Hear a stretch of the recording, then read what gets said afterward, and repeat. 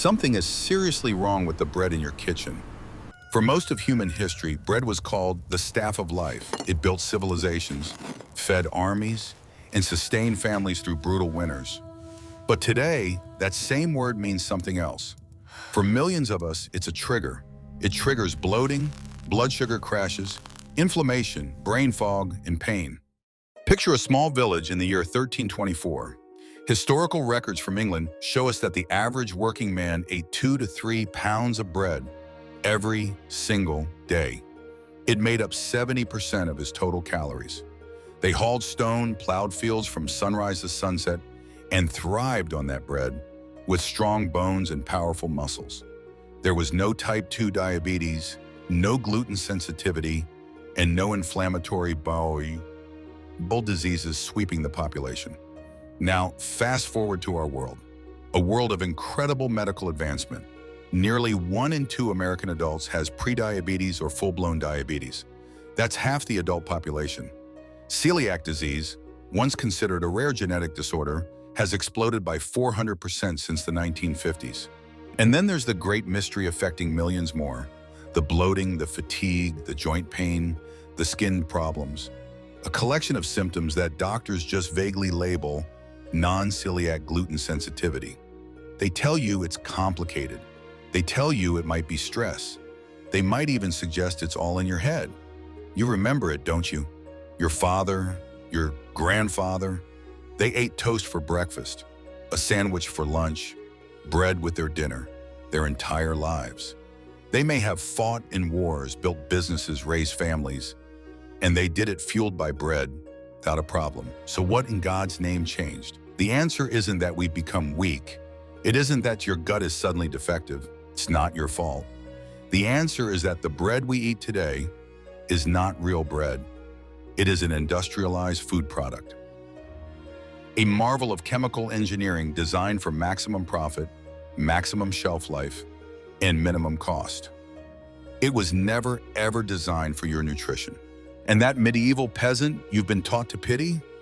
He knew a secret about the wheat in his field, a powerful, simple truth that the modern food industry has spent billions of dollars to make you forget.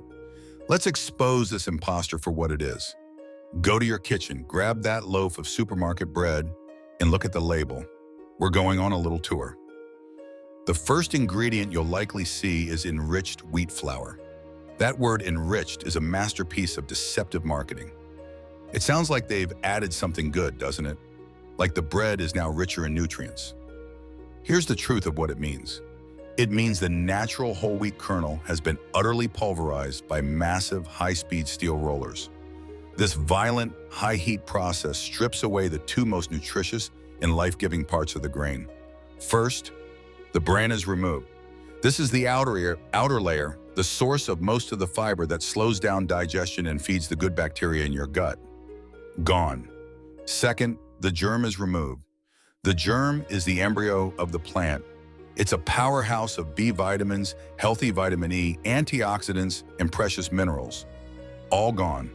Why are these vital parts removed? For one simple, cold, commercial reason: shelf life. The healthy oils in the germ can go rancid over time. By removing all the living parts of the wheat, manufacturers create a dead, inert starch powder that can sit in a bag on a shelf for months or even years without spoiling. It's a business decision, not a nutritional one. What's left is a nutritionally empty white powder. This powder is so devoid of nutrients that if they sold it as is,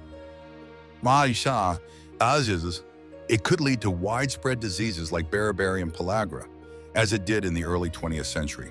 So, to prevent a public health crisis and to comply with federal regulations, they have to add back a tiny fraction of the nutrients they destroyed. They usually use the cheapest synthetic versions of a few vitamins like niacin, iron, and folic acid.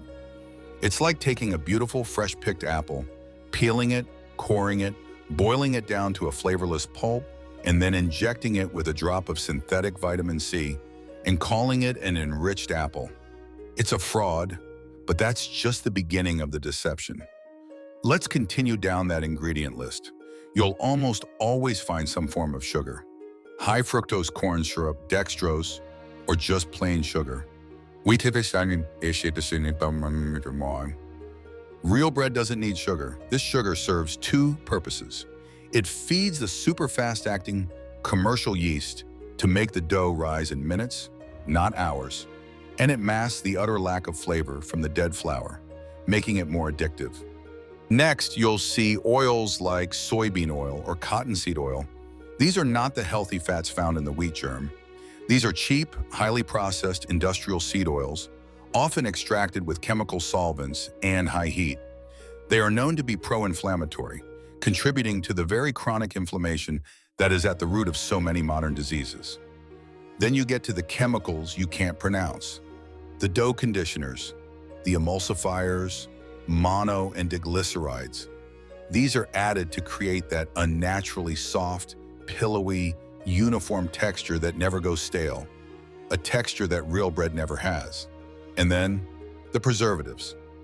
Calcium propionate is a favorite. It's a mold inhibitor.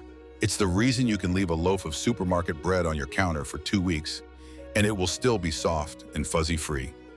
It's an amazing feat of chemical engineering. But studies have suggested it can disrupt our gut bacteria and may even be linked to metabolic issues. This isn't a recipe. This is a chemical formula. A formula for a product designed to be shelf-stable, perfectly uniform, and incredibly cheap to produce. Now let's wipe that slate clean. Let's go back to that medieval loaf.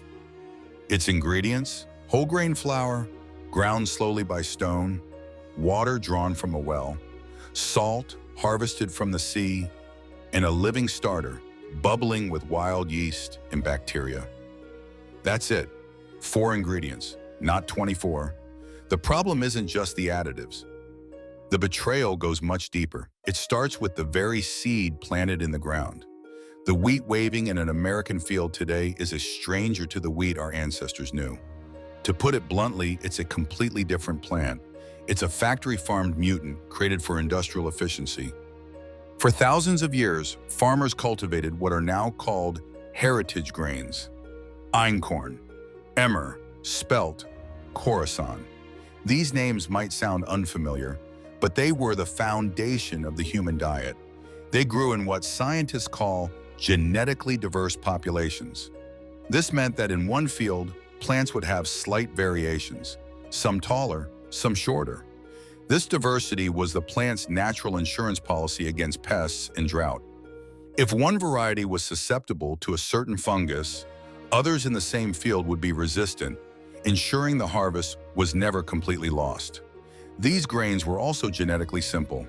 Einkorn, the most ancient of all, has only 14 chromosomes.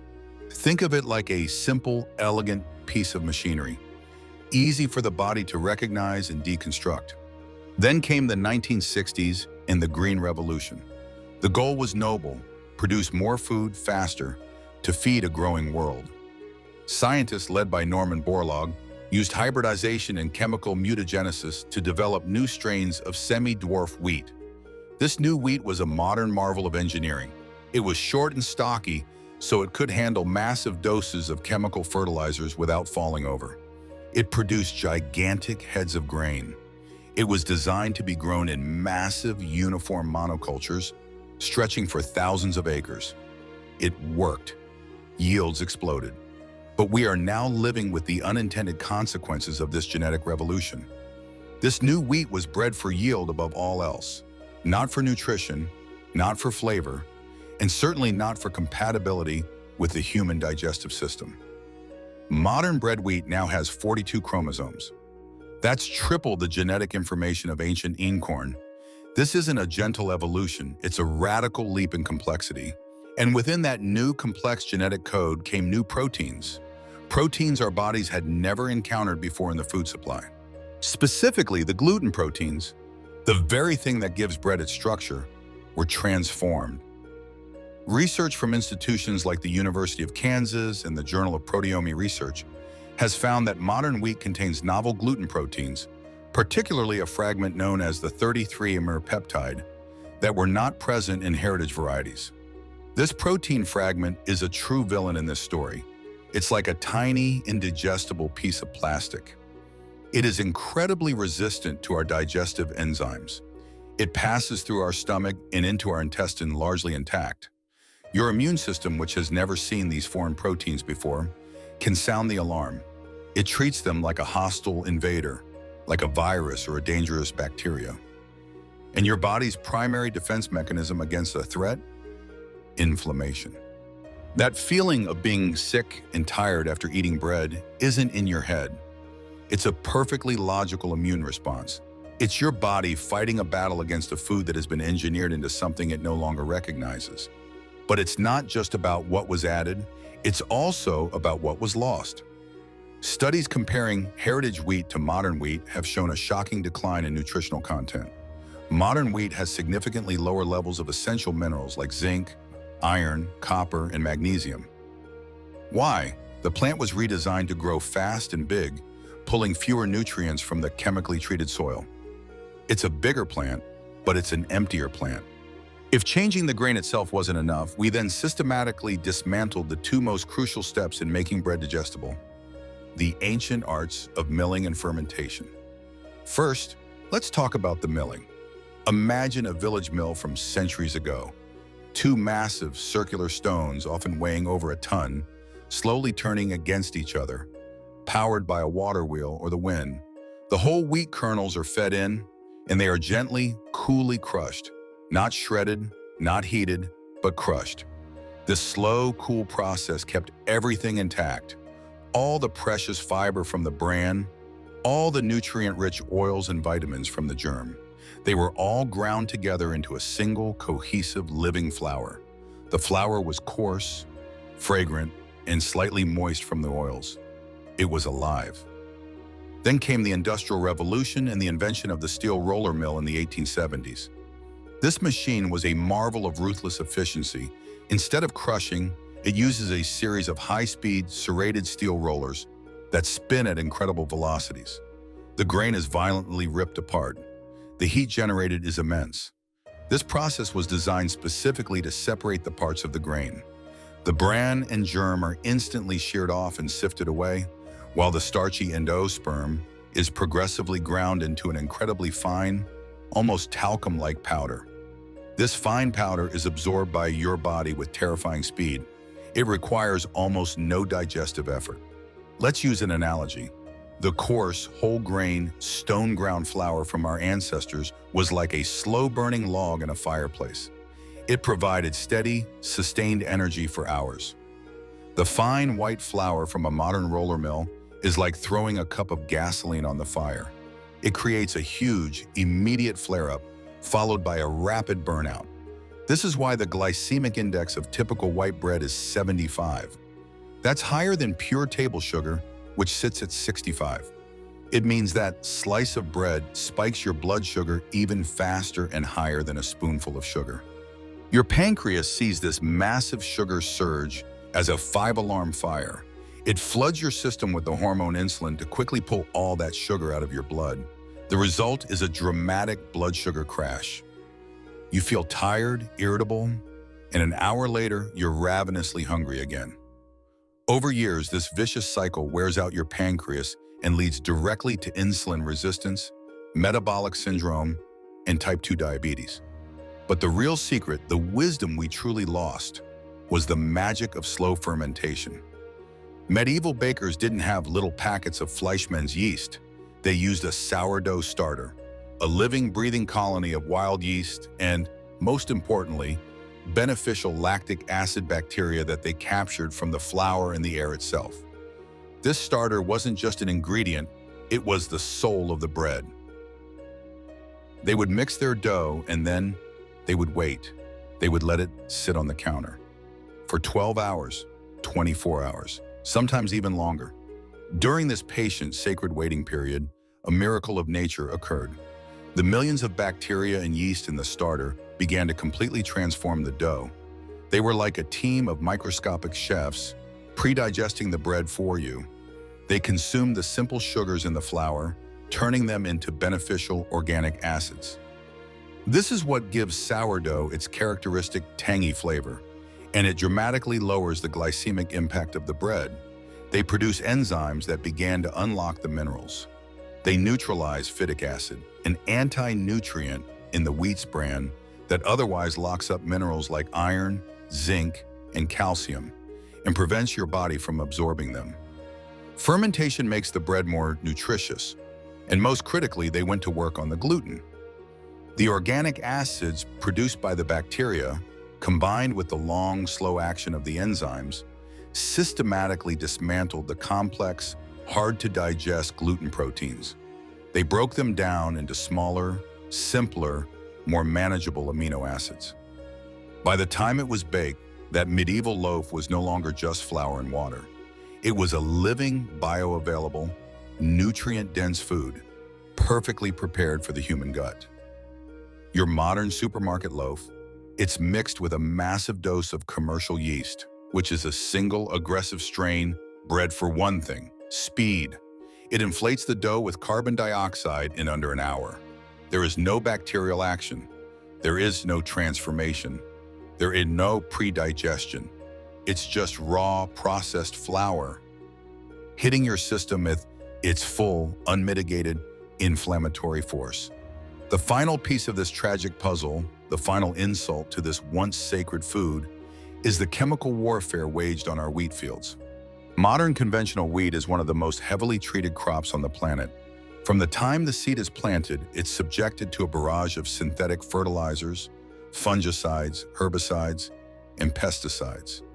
But it's the practice right before harvest that is the most shocking and the most harmful. It's a practice called pre-harvest desiccation. Many farmers, in an effort to get their crop out of the field faster, will spray the entire wheat field with the herbicide glyphosate, the active ingredient in Roundup, about a week or two before the combines are scheduled to arrive. Let's be very clear about this. This isn't to kill weeds that are competing with the wheat. This is to kill the wheat plant itself. Killing the plant with a systemic herbicide forces it to dry down faster and more evenly across thousands of acres. This allows the farmer to schedule the harvest with precision, run the combines faster, and get a higher yield with less risk of the grain spoiling from moisture. It is a decision made entirely for economic efficiency. The catastrophic and frankly terrifying result is that the dying wheat plant absorbs this chemical directly into its leaves, its stalk, and most importantly, into the grain itself. The very grain that is then harvested and shipped off to become your flour. You cannot wash it off. It is inside the food. The FDA's own testing has found residues of glyphosate in over 60% of all wheat products in the United States. Other independent studies have found it in everything from breakfast cereals and crackers to pasta and, of course, bread. The World Health Organization's International Agency for Research on Cancer has classified glyphosate as a probable human carcinogen. The legal battles and scientific debates around this are fierce, but its danger may be even more immediate and insidious. Mounting scientific evidence suggests it can devastate your gut microbiome, that delicate ecosystem of trillions of good bacteria that governs your digestion, your immunity, your brain health, and even your mood. Glyphosate was originally patented as a potent antibiotic. It kills bacteria. When you eat it, it doesn't distinguish between the bad bacteria and the beneficial ones your body desperately needs. The medieval field was clean. The soil was a living, thriving ecosystem, enriched with animal manure, compost, and intelligent crop rotation. The wheat was nourished by nature. We have traded that living system for a chemical dependency. We bred wheat that yields more but nourishes less. We milled it in a way that destroys its vitality. We rushed its preparation to save time. And we doused it with chemicals to save money. And now we have the audacity to wonder why we are sick. This isn't just a story about the past. This is a story about the present and the future. The science is now catching up to what millions of people have been feeling in their own bodies for decades. The proof is undeniable. Let's go back to that landmark 2014 study from Italy. Remember those people with severe irritable bowel syndrome? The people in constant pain who were told they simply couldn't eat bread. When the scientists gave them bread made from ancient einkorn wheat, prepared with traditional stone milling and a long, slow sourdough fermentation, the result was a medical miracle. 80% of the participants saw a dramatic improvement in their symptoms. For many, the bloating, the pain, the digestive distress, it was gone. Let that sink in. These people were not cured of a disease. They were simply given the right food. Their bodies knew exactly what to do with it. It was never the bread that was the problem, it was the processing. And this isn't an isolated finding. More and more research is confirming the difference. Studies show that true sourdough fermentation can degrade up to 90% of the inflammatory gluten peptides in wheat. Other studies from the University of Florence demonstrated that bread made from ancient grains produces a much lower and gentler blood glucose and insulin response compared to modern bread, making it a powerful tool for metabolic health. And across America, a quiet but powerful rebellion is taking place. A new generation of farmers is turning its back on industrial agriculture. They are seeking out and planting the seeds of our ancestors. Fields of heritage, emmer, spelt, and einkorn are reappearing on the American landscape. A new generation of bakers is firing up stone mills and lovingly nurturing their sourdough starters, treating them like family heirlooms. They are honoring the lost wisdom of time and patience. They are putting nourishment back into our food, and their customers are finding something remarkable. They are finding that they can eat bread again. Men and women in their 60s, 70s, and 80s who had given up on bread for decades are discovering that they can eat a slice of real sourdough without a single issue. And not only does it not make them sick, it makes them feel good. It makes them feel strong. It nourishes them. This isn't about nostalgia, it's about biology. It's about returning to a food that our bodies are hardwired to eat, prepared in a way that our bodies are designed to digest. So how do you escape the industrial bread trap and bring this nourishing, life-giving food back to your own table? It's simpler than you think.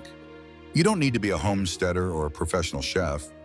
You just need to make a conscious choice. You have 3 powerful choices. First, become a detective and find a real baker. This is your most direct path. Seek out the artisans in your community. Go to a farmer's market, a place where you can actually talk to the person who made your food. When you find a bakery, arm yourself with the 3 critical questions. Number 1, what kind of flour do you use? Listen for heritage grains like spelt, einkorn, rye, or at the very least, 100% organic whole wheat. If they just say wheat flour, be wary. Number 2, is your flour stone-milled? A baker who goes to the trouble of sourcing stone-milled flour will be proud to tell you so. And the most important question, number 3, how long is your sourdough fermentation? If they don't proudly and immediately say 12 hours, 10 hours, or overnight, then it's not the real thing. Walk away. Support the bakers who honor the craft. They are the guardians of this ancient wisdom. Second, embrace the ultimate power. Make your own. I know this might sound intimidating. We've been taught to think of bread making as a complicated, difficult task. But for thousands of years, it was a simple daily part of life. With a sourdough starter, which you can get from a friend, a bakery, or even make yourself, some good heritage flour, water, and salt, you can create the most delicious and healthy bread you've ever tasted right in your own kitchen. The process of nurturing a starter, watching it bubble and grow, and then transforming it into a warm, crusty loaf is one of the most deeply satisfying and rewarding rituals you can bring into your life. It connects you to your food in a way that buying a plastic bag at the supermarket never can. Third and finally, remember that bread isn't your only option. Our ancestors ate wheat because it was what they had. We are blessed with an incredible abundance of choice they couldn't have dreamed of. You can dramatically improve your health by simply reducing your reliance on modern wheat products. Explore the world of other whole foods. Properly prepared oats, barley, quinoa, buckwheat, sweet potatoes. These can provide the healthy, slow-release carbohydrates your body needs without the inflammatory baggage of a modern factory loaf. If this journey into the truth about bread resonated with you, please share your own story in the comments below. We read every one. And be sure to explore our next video.